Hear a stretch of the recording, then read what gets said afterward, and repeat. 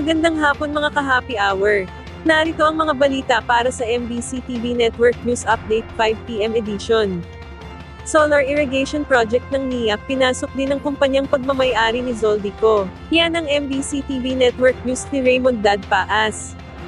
Hindi lang sa mga flood control project ang pinasok ng kumpanyang pagmamay-ari ni dating Congressman Zoldico ng SunWest Corporation at mga sister companies nito, kundi pati na ang mga solar irrigation project ng National Irrigation Administration o NIA. Ito ang nabulgar sa Senate Plenary Budget Deliberations sa budget ng NIA para sa 2026. Si Senate President Pro Tempore Panfilo Lacson na nagtanong kung ilang mga nakuhang kontrata ang SunWest Corporation at mga sister companies nito.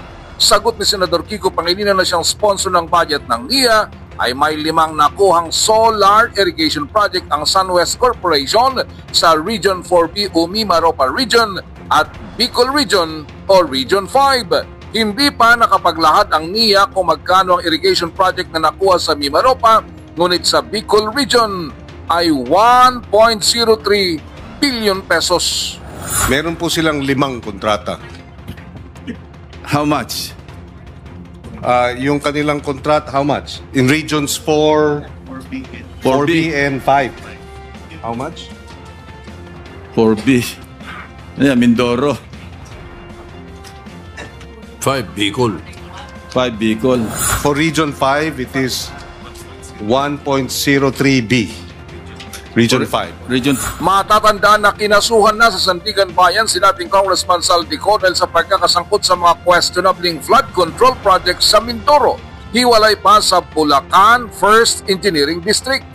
Ang SunWest Construction Corporation ni dating Congressman Zoldico ay naunang nadawit sa 2.4 billion pesos na overpriced laptop contract sa DepEd o Department of Education noong 2021 sa panahon ni dating Pangulong Rodrigo Duterte. Para sa MBC TV Network News, ito si Raymond Dadpaas ng DZRH, una sa Pilipinas, una sa Pilipino.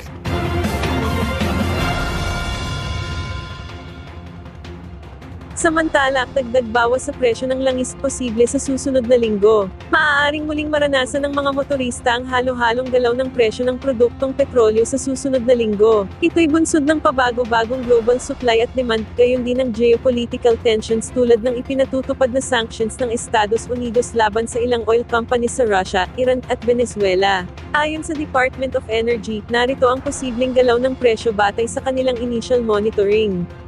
Magkakahiwalay na 50 centavos ang pagbaba sa gasolina at taas ng diesel, habang 1 peso and 35 centavos naman ang pagtaas sa kada litro ng kerosene.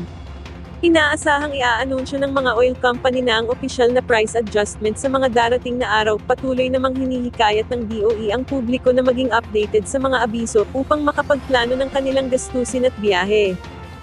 Bago tayo magtapos, narito na ang Christmas countdown ngayong araw ng Sabado.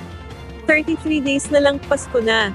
At yan ang mga balita para sa MBC TV Network News Update 5 PM edition. Samahan ninyo kami bukas mula alas 9 ng umaga hanggang alas 5 ng hapon.